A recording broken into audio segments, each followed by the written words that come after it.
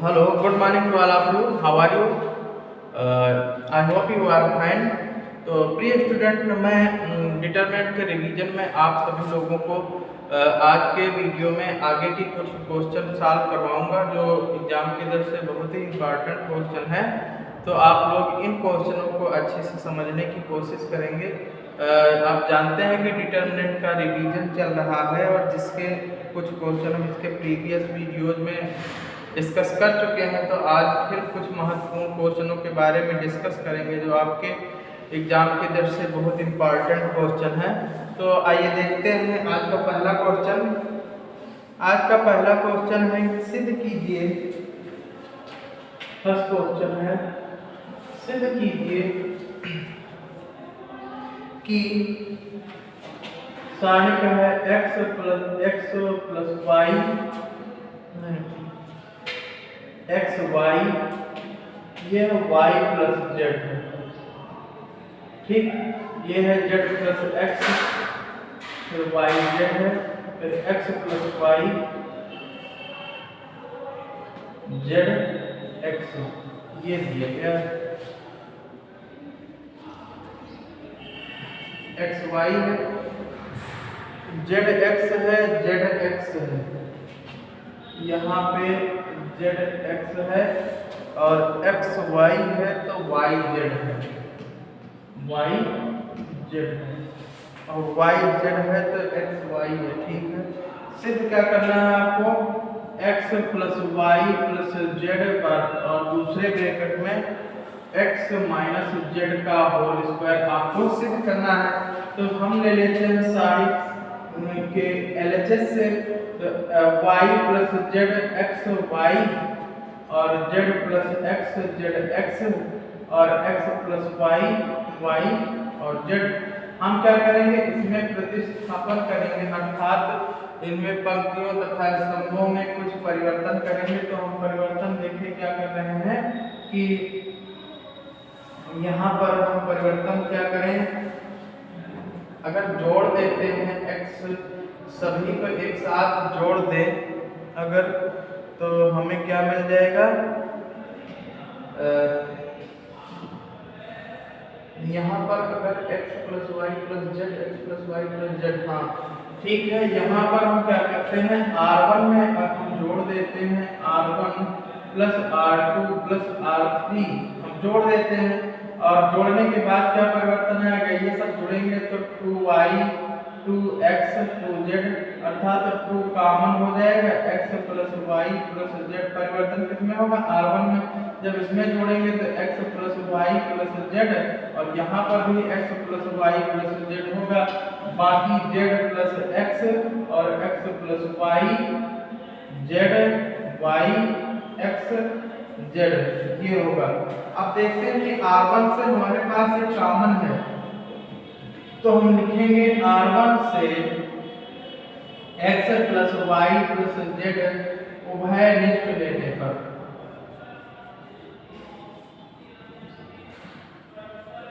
ठीक, उभय निष्ठ का मतलब होता है कॉमन ले लेंगे। जब कॉमन लेंगे तो हमारे पास ये आ जाएगा x plus y plus z बाहर आ जाएगा और अंदर बचेगा 2 1 1, उसके बाद z प्लस x और x plus y z y x z, इतना बचेगा। अब हम क्या करते हैं कि यहाँ पर घटाएंगे, अर्थात इसको हम देखें तो हम C3 में परिवर्तन कर देते हैं और C3 में C2 घटा करके, तो यहाँ पर हमें लाना x माइनस जेड, ठीक आ जाएगा।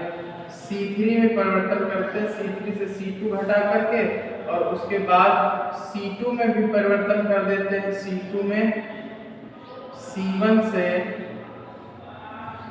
2C2 करके, यानी कि 2 से गुणा कर दें और C2 में हम घटा देते हैं C1 को, C1 से C2 को घटा दें तो हमें जो मिलेगा वो न्यू सारणी मिल जाएगी, अर्थात नई सारणी की जो मिलेगी वो क्या होगी, C3 में C2 घटाओ तो कितना आएगा, इसमें कोई परिवर्तन नहीं C1 में, तो वैसे लिख लीजिए इसमें परिवर्तन होगा, ये 0 हो जाएगा, ये x माइनस जेड और ये हो जाएगा z माइनस वाई। और इसमें परिवर्तन होगा, 2 से गुणा करके इससे घटाएंगे तो 0, 2 से गुणा करेंगे इसमें और इससे घटाएंगे तो माइनस x माइनस जेड हो जाएगा, 2 से गुणा करके इसमें घटाएंगे तो x माइनस वाई हो जाएगा। आप देखते हैं कि जो पहली पंक्ति है उसमें मैक्सिमम 0 हो चुके हैं, तो जो पंक्ति में ज़्यादा पंक्ति या स्तंभ में ज़्यादा एक से ज़्यादा 0 हो या फिर ज़्यादा से ज़्यादा 0 हो उसी के सापेक्ष प्रसार करते हैं। तो लिखेंगे R1 के सापेक्ष सारणिक का R1 के सापेक्ष प्रसार करने पर प्रसार कर देंगे तो हमें क्या मिलेगा, x plus y plus z और इसके बाद आएगा ब्रैकेट में 2। ये पहली पंक्ति के सापेक्ष कर रहे हैं तो पहली पंक्ति में पहला अवयव 2 है, बाकी 0 हो जाएंगे तो ये हो जाएगा x माइनस जेड, ठीक, और z माइनस वाई और माइनस आप x माइनस वाई और x माइनस जेड। और इसको जब सॉल्व करेंगे तो हमें प्राप्त होता है x plus y plus z और ब्रैकेट के अंदर ब्रैकेट खोल दो तो देखो क्या मिलता है हमें, x z minus z square, इसमें हो जाएगा माइनस एक्स वाई और फिर minus minus plus y z, ठीक। उसके बाद आता है इसको जब सॉल्व करेंगे तो आएगा कितना, एक्स स्क्वायर माइनस का फिर माइनस का माइनस माइनस प्लस हो जाएगा एक्स वाई, फिर माइनस का करेंगे तो हो जाएगा माइनस और माइनस प्लस एक्स जेड और फिर माइनस माइनस प्लस हो जाएगा लेकिन माइनस वाई जेड हो जाएगा। अब इसमें से अगर कुछ कट रहे हैं तो काट देते हैं, हम देखते हैं कि कुछ कटेगा क्या, वाई जेड प्लस का वाई जेड माइनस का है, एक्स वाई प्लस का एक्स वाई माइनस का कट जाता है, बचेगा यहाँ पर x plus y plus z और दूसरे ब्रैकेट में बचेगा कितना, जेड एक्स मिला करके हो गया 2xz और ये हो गया minus z square minus x square, इतना बचेगा, ठीक। हमें लाना क्या है, x माइनस जेड का होल स्क्वायर लाना है, अर्थात हम लिख सकते हैं x plus y plus z और यहाँ पर हो जाएगा 2 और इसमें अगर माइनस हम कॉमन ले लेते हैं तो आएगा कितना, अगर माइनस हम कॉमन ले लेते हैं तो आएगा कितना, x square plus z square minus 2xz और ये आ जाएगा x plus y plus z और इसमें आ जाएगा माइनस 2x माइनस जेड का होल स्क्वायर और ये माइनस 2 पहले से ही कहाँ माइनस 2 जो है यहाँ पर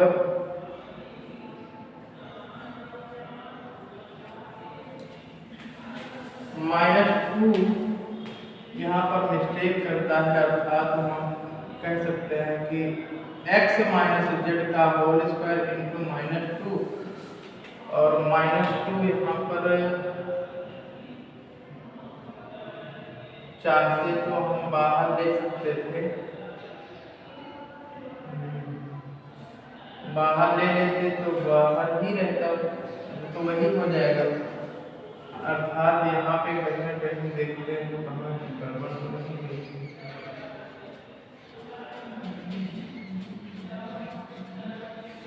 यहाँ पे अगर हम 2 से गुणा करके घटाएंगे 2 से करेंगे और इससे घटाएंगे तो माइनस एक्स जेड, इससे घटाएंगे तो माइनस एक्स वाई, ठीक ही है।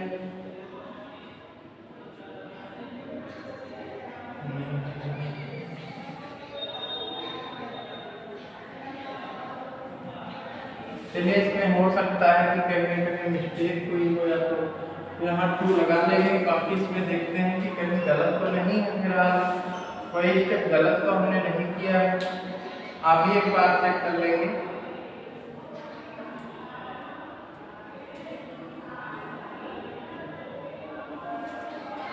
तो हम लिखेंगे कितना -2 आप x plus y plus z और x माइनस जेड का होल स्क्वायर।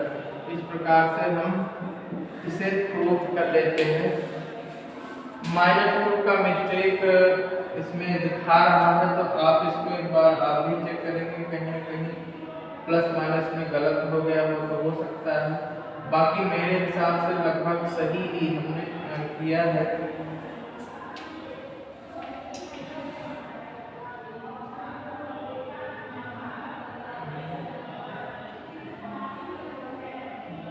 चलो नोट कर लो, फिर देखते हैं इसको। नोट कर लो।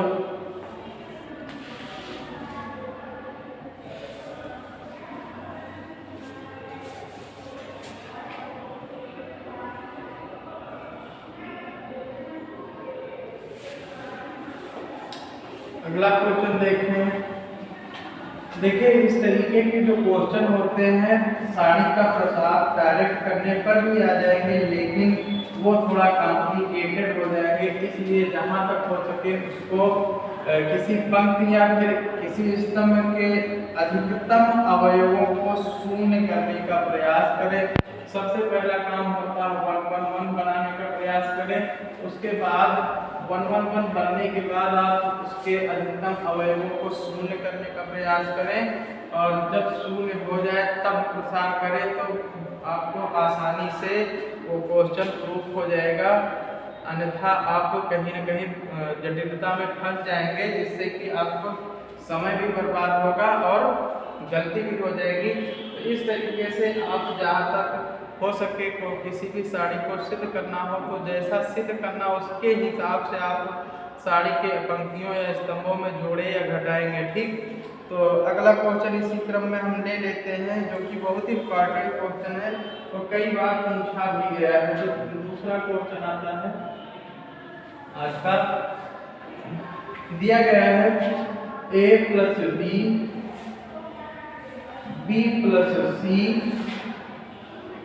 और c प्लस a,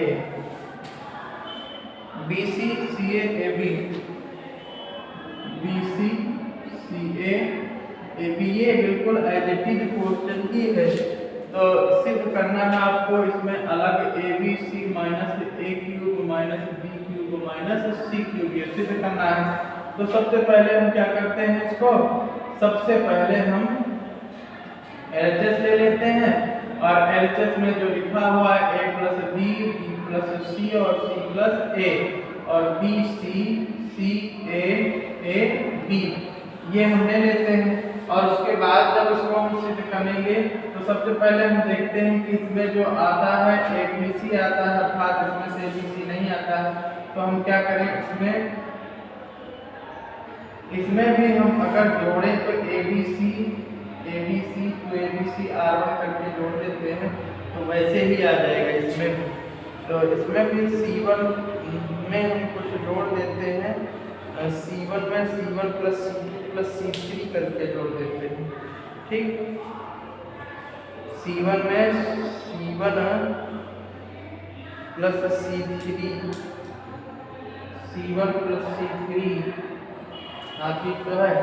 इसमें देखते हैं ये ऐसे हो जाएगा, C1 प्लस C3 करने पर भी हो जाएगा। इसमें C1 में परिवर्तन कर देते हैं, C1 प्लस C3 अगर हम जोड़ देते हैं तो देखते हैं कि इसमें A plus B plus C, क्योंकि यहाँ पर C है, इसमें जब जोड़ेंगे तो A plus B plus C, यहाँ पे BC है तो यहाँ पे A है, यहाँ पे C है तो यहाँ पे B, इसलिए कॉम्बिनेशन बन जाता है तो C1 प्लस C3 करने पर। और बाकी के ऐसे लिखा रहने दीजिए। ठीक, अब हम C1 से A plus B plus C उभयनिष्ठ कॉमन ले लेते हैं, यानी कि उभयनिष्ठ लेंगे। उभयनिष्ठ लेने पर जब उभयनिष्ठ लेंगे तो हमें प्राप्त हो जाएगा हमको A plus B plus C तो बाहर आ जाएगा, अंदर बचेगा कितना 1 1 1। हमने कहा था कि सबसे पहला काम होता है कि 1 1 1 बनाने की कोशिश करो, चाहे किसी पंक्ति को या फिर किसी स्तंभ को।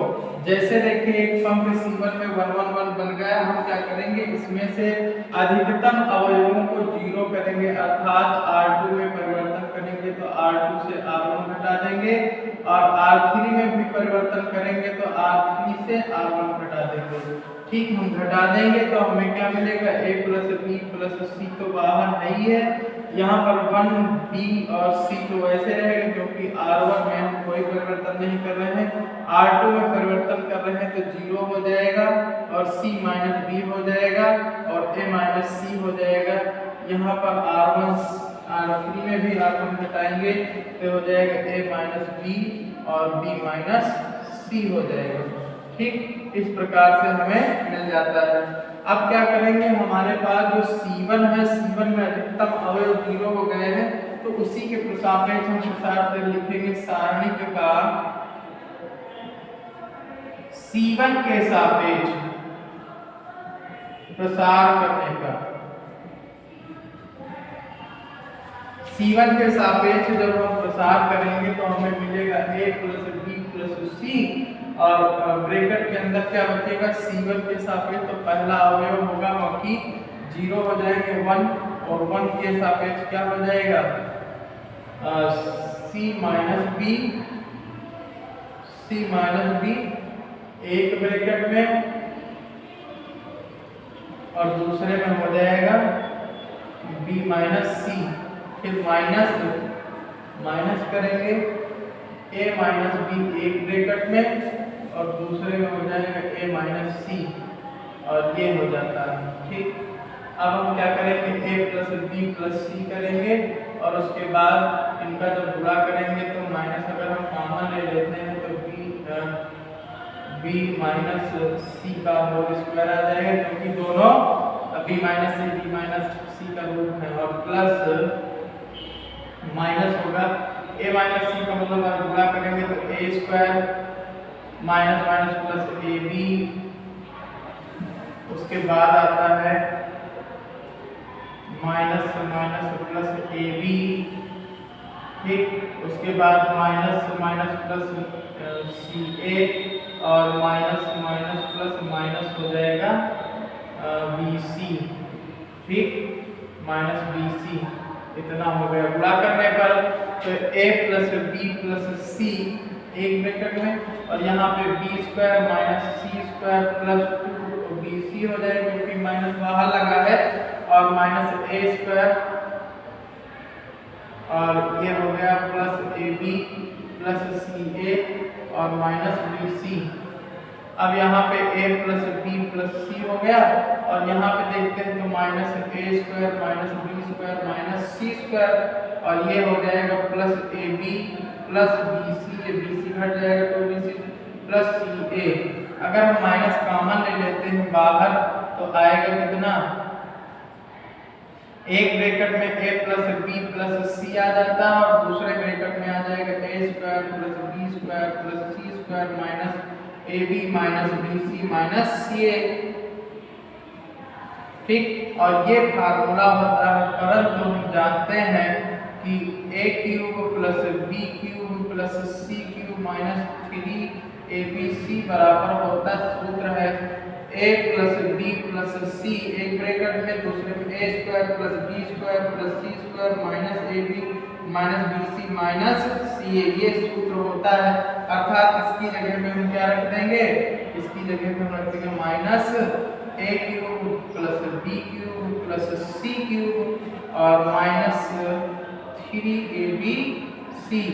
जब माइनस हम ब्रैकेट के अंदर बाहर करेंगे यानी ब्रैकेट खोलेंगे तो 3abc आगे आ जाएगा माइनस वाला प्लस, और प्लस वाले माइनस हो जाएंगे, और इस तरीके से RHS हमारा सिद्ध हो जाता है। तो आप इसे नोट कर लें। इसी तरीके से बाकी भी क्वेश्चन भी आप सॉल्व कर देंगे, और इसमें से एक क्वेश्चन जरूर आपको पेपर में मिल जाएगा, इसलिए इस टाइप के क्वेश्चन आप सॉल्व करिए घर पे। जो क्वेश्चन ना आए हमसे आप ग्रुप के माध्यम से पूछ सकते हैं। तब तक के लिए धन्यवाद।